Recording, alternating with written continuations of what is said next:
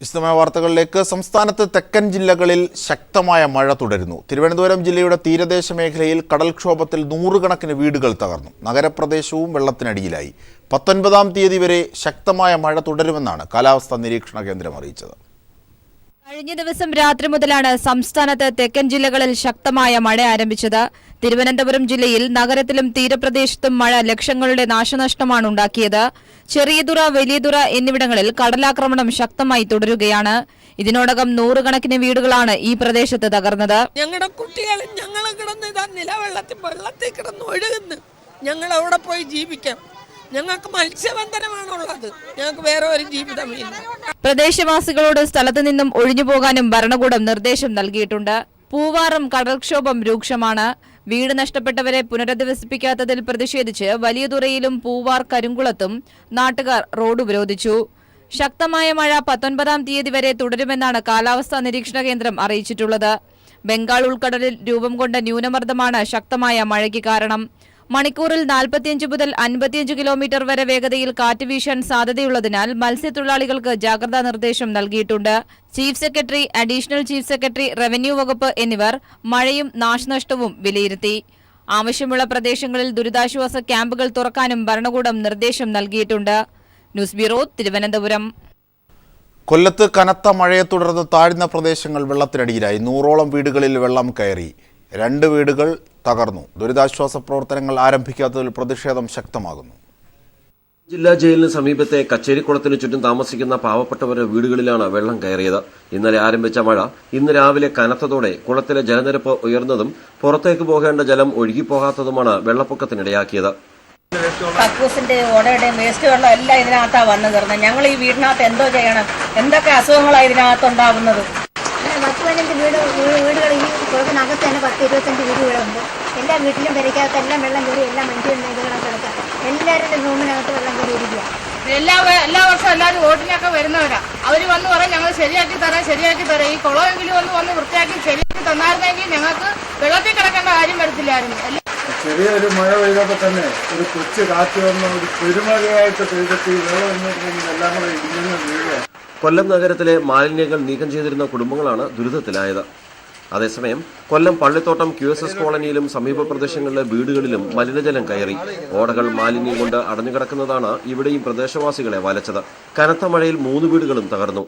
ആണ്ടാമുഖത്ത് printing പ്രസിനുള്ളിൽ വെള്ളം കയറി മെഷീനുകളും കമ്പ്യൂട്ടറുകളും നശിച്ചു. ന്യൂസ് ബ്യൂറോ, കൊല്ലം. മഴ ശക്തി പ്രാപിച്ചതോടെ ആലപ്പുഴ ജില്ലയുടെ തീരദേശ പ്രദേശത്ത് കടലാക്രമണം രൂക്ഷമായി. ജില്ലയുടെ തെക്കേ അറ്റം മുതൽ വടക്കേ അറ്റം വരെയുള്ള തീരദേശ മേഖലയിലെ നൂറുകണക്കിന് വീടുകളാണ് കടലാക്രമണ ഭീഷണിയിൽ. പുറക്കാട് പഞ്ചായത്തിലെ തീരപ്രദേശത്തെ 7 വീടുകൾ തകർന്നു. നിരവധി വീടുകൾ ഭാഗികമായും തകർന്നിട്ടുണ്ട്. നാശനഷ്ടം സംഭവിച്ച പ്രദേശങ്ങളിൽ ദുരിതാശ്വാസ ക്യാമ്പുകൾ തുടങ്ങാൻ ജില്ലാ കളക്ടർ നിർദ്ദേശം നൽകി. ഇതിനോടകം 5 ക്യാമ്പുകൾ തുടങ്ങി. 180-ൽ അധികം കുടുംബങ്ങളെ ക്യാമ്പുകളിലേക്ക് മാറ്റിപ്പാർപ്പിച്ച ഇവർക്ക് ആവശ്യത്തിനുള്ള ഭക്ഷണവും മറ്റും ലഭിച്ചിട്ടില്ലെന്നാണ് പരാതി. കണ്ണൂർ വിമാനത്താവള ഭൂമി കയ്യേറ്റം, മരം മുറി, അഴിമതി കേസിൽ മുഖ്യമന്ത്രിക്കും കെ ബാബുവിനുമെതിരെ ത്വരിത പരിശോധനയ്ക്ക് നിർദ്ദേശം. തലശ്ശേരി വിജിലൻസ് കോടതിയുടേതാണ് നിർദ്ദേശം. VJ കുര്യൻ, ടോം ജോസ്, ജിജി തോംസൺ, ചന്ദ്രമൗലി എന്നിവർക്കെതിരെയും അന്വേഷണത്തിന് നിർദ്ദേശമുണ്ട്. പ്രദേശവാസിയായ ജെയിംസ് നൽകിയ ഹർജിയിലാണ് കോടതിയുടെ നടപടി. വിമാനത്താവള ഭൂമി നിസ്സാര വിലയ്ക്ക് സിയാലിന് കൈമാറിയെന്നായിരുന്നു പരാതി. സർക്കാരിന് ഹൈക്കോടതിയുടെ രൂക്ഷ വിമർശനം. വെടിക്കെട്ടില്ലാതെ ഉത്സവങ്ങൾ നടത്താനാവില്ലേ എന്ന് ഹൈക്കോടതി. മതവിഭാഗങ്ങളുടെ ആർഭാടങ്ങൾക്ക് കടിഞ്ഞാണിടാൻ സർക്കാരിന് കഴിഞ്ഞില്ല. കോടികൾ തുലയ്ക്കുന്നതിന് സർക്കാർ കൂട്ടുനിന്നുവെന്നും ഹൈക്കോടതി. പരവൂർ വെടിക്കെട്ട് ദുരന്തത്തിലെ പ്രതികളുടെ ഹർജി പരിഗണിക്കുമ്പോഴാണ് കോടതിയുടെ വിമർശനം.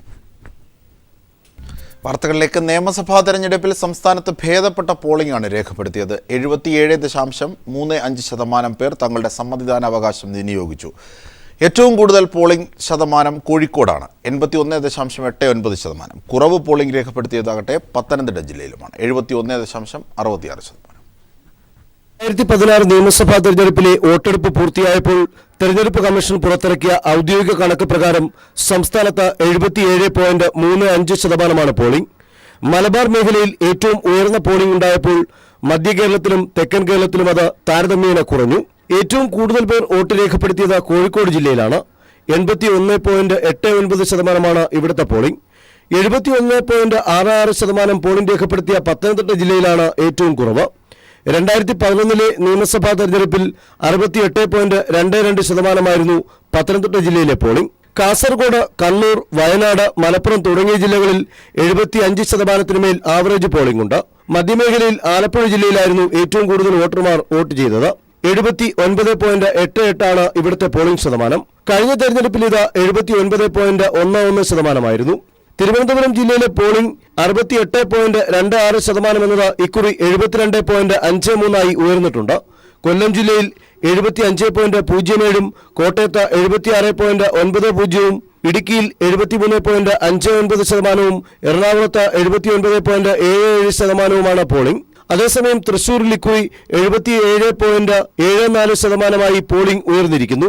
80.63% കണ്ണൂരിലെ പോളിംഗ്. കഴിഞ്ഞ 2 നിയമസഭാ തെരഞ്ഞെടുപ്പുകളിലെയും ഏറ്റവും ഉയർന്ന പോളിംഗ് ഇക്കുറി രേഖപ്പെടുത്തിയതിനാൽ പ്രധാന മുന്നണികളെല്ലാം തികഞ്ഞ വിജയപ്രതീക്ഷയിലാണ്. Sunil Arimanoor, news bureau, Thiruvananthapuram. Exit poll പ്രവചനങ്ങൾ തെറ്റെന്ന് VM സുധീരൻ. UDFന്റെ തുടർഭരണം ഉണ്ടാകുമെന്നും സുധീരൻ. തുടർച്ചയായി വന്ന ചില സർവേ റിപ്പോർട്ടുകൾ, അതുമായി ബന്ധപ്പെട്ട് LDFും BJPയും ഒക്കെ വളരെ അമിതമായ ഒരാഹ്ലാദം പ്രകടിപ്പിക്കുന്നതായി കാണുന്നു. അതിനകത്ത് വലിയ കാര്യമൊന്നുമില്ല. അതൊക്കെ വോട്ടെണ്ണി കഴിയുന്നത് വരെയുള്ള താൽക്കാലിക തൃപ്തിയടയൽ മാത്രമാണ്. എക്സിറ്റ് പോൾ ഫലങ്ങൾ തള്ളി PK കുഞ്ഞാലിക്കുട്ടി. ഇത്തരം സർവേകൾക്ക് വിശ്വാസ്യതയില്ല. UDFന് നല്ല മുൻതൂക്കം ലഭിക്കുമെന്നും PK കുഞ്ഞാലിക്കുട്ടി മലപ്പുറത്ത് പറഞ്ഞു. സർവേ ഫലം അത്രയേ ഉള്ളൂ. സർവേ ഫലം വെച്ചിട്ട് കാര്യങ്ങൾ ആരും തീരുമാനിക്കാറില്ല. അല്ല, UDFന്റെ ഒടുവിലത്തെ പ്രതീക്ഷ എന്ന് പറയുന്നത് UDFന് മുൻതൂക്കം ഉണ്ട്, UDF ജയിക്കും എന്നുള്ളത് തന്നെയാണ്. VS അച്യുതാനന്ദൻ വോട്ട് ചെയ്തപ്പോൾ താൻ എത്തി നോക്കിയിട്ടില്ലെന്ന് G സുധാകരൻ. തെരഞ്ഞെടുപ്പിൽ താൻ ചട്ടം ലംഘിച്ചിട്ടില്ല, മാധ്യമങ്ങൾ തന്നെ വളഞ്ഞിട്ട് ആക്രമിക്കുകയാണെന്നും G സുധാകരൻ പറഞ്ഞു. എൻ്റെ ഭാഗത്തേറ്റില്ല, ഞാൻ ചട്ടം ലംഘിച്ചിട്ടില്ല. പക്ഷേ ബോധപൂർവമാണ്. വേറെ പ്രശ്നം, തിരിഞ്ഞ് ചെന്നിത്തലയ്ക്ക് വീഴാൻ പോവാ. ചെന്നിത്തലയുടെ പോലീസാണ് ആളെ കയറ്റിയത്. പോളിംഗ് സ്റ്റേഷനിൽ 300ഓളം ആൾ ഇടിച്ചു കയറി. 100 പേരെ നിൽക്കാൻ പറ്റുള്ളൂ, ബാക്കി വെളിയിൽ നിൽക്കുകയാണ്. മാധ്യമ 30 പേര് കയറി, ക്യാമറ കയറി. പോലീസല്ലേ അവിടെ കയറ്റാവുന്ന? VS ഭാര്യ മത്സ്യമൻ സിസ്റ്റർ, മകൻ അരുൺ അദ്ദേഹത്തിൻ്റെ ഭാര്യ സ്ഥാനാർത്ഥിയാണ്. എനിക്ക് കയറാമല്ലോ. ഞങ്ങൾ 5 പേരല്ലാതെ ബാക്കിയുള്ള എന്തിനു കയറ്റി? മറ്റു വാർത്തയിലേക്ക്. തെരഞ്ഞെടുപ്പിൽ സമ്മതിദാനാവകാശം വിനിയോഗിച്ച മുഴുവൻ പേരെയും അഭിവാദ്യം ചെയ്ത് VS അച്യുതാനന്ദൻ. സമ്മതിദാനാവകാശം കേരളീയർ ശരിയായ വിധത്തിൽ വിനിയോഗിച്ചു എന്ന സൂചന നൽകുന്ന എക്സിറ്റ് പോൾ ഫലങ്ങളാണ് പുറത്തു വന്നിട്ടുള്ളതെന്നും VS അച്യുതാനന്ദൻ തന്റെ ഫേസ്ബുക്ക് പോസ്റ്റിൽ കുറിക്കുന്നു. BJPയും UDFും വോട്ട് കച്ചവടം നടത്തിയില്ലെങ്കിൽ തെരഞ്ഞെടുപ്പിൽ തുടക്കത്തിൽ താൻ പ്രഖ്യാപിച്ചതുപോലെ 100 സീറ്റ് എന്ന ലക്ഷ്യത്തിലേക്ക് LDF എത്തിച്ചേരാവുന്ന സാഹചര്യങ്ങളാണ് നിലവിലുള്ളതെന്നും VS അച്യുതാനന്ദൻ ഫേസ്ബുക്കിൽ പറയുന്നു. കേരളത്തിൽ അടുത്ത സർക്കാർ ഇടതുപക്ഷത്തിൻ്റെതാണെന്ന് CPIM general secretary Sitaram Yechury ദില്ലിയിലാണ് ഇക്കാര്യം പ്രതികരിച്ചത്.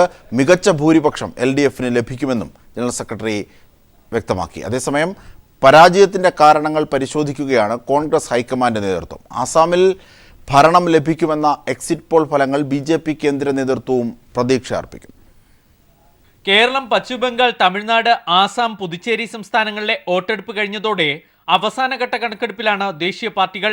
പുറത്തുവന്ന എക്സിറ്റ് പോൾ ഫലങ്ങൾ പ്രവചിക്കുന്നതിനേക്കാൾ കൂടുതൽ സീറ്റ് ഇടതുപക്ഷത്തിന് ലഭിക്കുമെന്ന് CPIM general secretary Sitaram Yechury ദില്ലിയിൽ പറഞ്ഞു. കേരളത്തിൽ അടുത്ത സർക്കാർ രൂപീകരിക്കുന്നത് LDF ആയിരിക്കും. പശ്ചിമബംഗാളിലും മുന്നേറ്റം നടത്തും. 20-ാം തീയതി കേരളത്തിൽ പോകും. തുടർന്ന് നടക്കുന്ന സംസ്ഥാന സമിതി സർക്കാർ രൂപീകരണത്തിലുള്ള തീരുമാനമെടുക്കുമെന്ന് യെച്ചൂരി വ്യക്തമാക്കി. Wait till the 19th. Exit polls are exit polls. They are not the actual polls. And we have seen in the past what the exit polls say.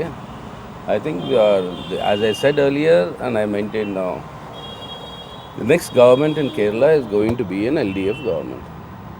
Who will lead it? Who will be the CM? That will tell you. Let the elections be over.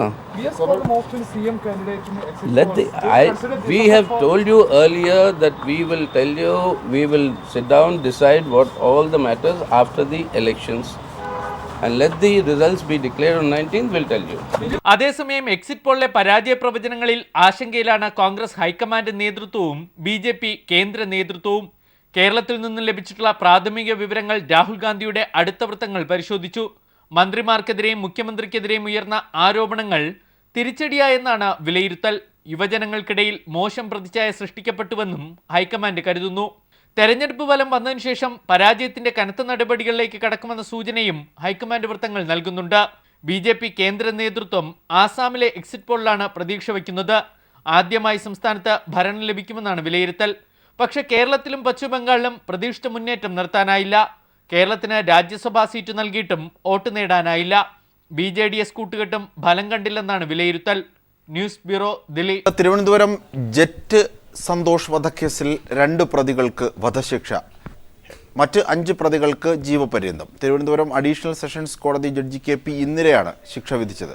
Anilkumar, Ajith Kumar എന്നിവർക്കാണ് കോടതി തൂക്കുകയർ നൽകിയത്. 2004 September 22-നാണ് jet Santhosh കൊല്ലപ്പെട്ടത്. സന്തോഷിനെ കാറിൽ തട്ടിക്കൊണ്ടുപോയി അവയവങ്ങൾ മുറിച്ചുമാറ്റി ആണ് കൊലപ്പെടുത്തിയത്. ഗുണ്ടാസംഘങ്ങളുടെ കുടിപ്പകയാണ് കൊലപാതകത്തിന് കാരണമെന്ന് കോടതി പറഞ്ഞു. തെരഞ്ഞെടുപ്പിനോടനുബന്ധിച്ച് കാസർഗോഡ് ജില്ലയിൽ നടന്നത് വ്യാപകമായ അക്രമം. 50-ലേറെ LDF പ്രവർത്തകരെയാണ് കാസർഗോഡ് വിവിധ ആശുപത്രികളിൽ ചികിത്സയിൽ കഴിയുന്നത്. അക്രമത്തിലൂടെ ജനവിധി അട്ടിമറിക്കാനുള്ള ശ്രമമാണ് UDFും BJPയും നടത്തിയതെന്ന് LDF ആരോപിച്ചു. MLAയും CPIയും കാസർഗോഡ് ജില്ലാ സെക്രട്ടേറിയറ്റ് അംഗവും ഉദുമയിലെ LDF സ്ഥാനാർത്ഥിയുടെ ചീഫ് ഏജന്റുമായ KV കുഞ്ഞിരാമൻ ഉൾപ്പെടെ 50-ലേറെ CPIM INL പ്രവർത്തകരാണ് കാസർഗോട്ടെ വിവിധ ആശുപത്രികളിൽ ചികിത്സയിൽ കഴിയുന്നത്. ചില പ്രദേശങ്ങളിൽ UDFും BJPയും സംയുക്തമായാണ് LDF പ്രവർത്തകരെ ആക്രമിച്ചത്. കള്ളവോട്ട് തടയാൻ UDF കേന്ദ്രങ്ങളിൽ LDF ഏജന്റുമാർ നടത്തിയ പ്രതിരോധമാണ് ആക്രമണത്തിന് കാരണം. യഥാർത്ഥ ജനവിധി അട്ടിമറിക്കാൻ UDFും BJPയും നടത്തിയ അക്രമങ്ങളെ LDF അതിജീവിച്ച് കാസർഗോഡ് ജില്ലയിൽ വൻ വിജയം നേടുമെന്ന് P. കരുണാകരൻ MP പറഞ്ഞു. വളരെ വ്യാപകമായിട്ടുള്ള ആക്രമണങ്ങൾ നമ്മുടെ ജില്ലയിൽ പല സ്ഥലങ്ങളിലും നടന്നു. അതിൽ പ്രധാനപ്പെട്ടതാണ് മഞ്ചേശ്വരം, കാസർഗോഡ്, അതുപോലെ തന്നെ ഉദുമ. ഈ തെരഞ്ഞെടുപ്പിന്റെ ജനവിധി അട്ടിമറിക്കാനുള്ള ബോധപൂർവമായിട്ടുള്ള ഒരു ശ്രമം, അത് പ്രത്യേകിച്ച് പണം കൊടുത്ത്, മദ്യം കൊടുത്ത്, മറ്റ് രീതിയിലുള്ള ശ്രമമാണ് UDF നടത്തിയത്. പക്ഷേ അതിനെ അതിജീവിച്ചുകൊണ്ട് ഇടതുപക്ഷ ജനാധിപത്യ മുന്നണി പ്രവർത്തകർക്ക് ഉണർന്ന് പ്രവർത്തിക്കാൻ കഴിഞ്ഞു എന്നുള്ളതാണ് കാസർഗോഡ് ജില്ലയുടെ ഏറ്റവും പ്രധാനപ്പെട്ട പ്രത്യേകത.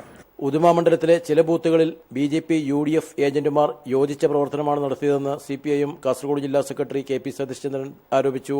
ഒന്ന് UDF ഞങ്ങൾ നന്നായി ചെറുത്തു നിന്നിട്ടുണ്ട്, എന്നാലും കുറെ കള്ളവോട്ട് ചെയ്തിട്ടുണ്ട്. അതിനെയും ഞങ്ങൾ അതിജീവിക്കും. RSSന്റെ വോട്ട് സുതാരം വാങ്ങിയിട്ടുണ്ട്. 2 ഘടകങ്ങളിൽ അതിജീവിച്ചുകൊണ്ട് ഉദുമയിൽ LDF വിജയം നേടും. പണവും മദ്യവും നൽകി വോട്ടർമാരെ സ്വാധീനിക്കാനുള്ള ശ്രമം ഉദുമയിൽ നടന്നു.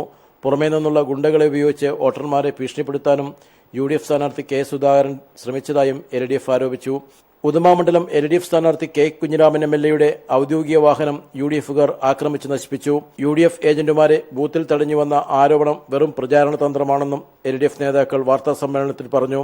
LDF കാസർഗോഡ് ജില്ലാ കൺവീനർ P. രാഘവൻ, CPI ജില്ലാ സെക്രട്ടറി ഗോവിന്ദൻ വള്ളിക്കാപ്പിൽ, INL ജില്ലാ ജനറൽ സെക്രട്ടറി അസീസ് കടപ്പുറം തുടങ്ങിയവരും സന്നിഹിതരായിരുന്നു. News bureau, Kasaragod. Chemmanur life vision charitable trust 1000 വിദ്യാർത്ഥികൾക്ക് വിദ്യാഭ്യാസ ധനസഹായം നൽകി. ചെമ്മണ്ണൂർ ഗ്രൂപ്പ് വർഷം തോറും നടത്തിവരാറുള്ള വിദ്യാഭ്യാസ ധനസഹായ നിധിയുടെ ഭാഗമാണിത്. സ്കോളർഷിപ്പിന്റെ ഉദ്ഘാടനം ബോബി ചെമ്മണ്ണൂർ നിർവഹിച്ചു.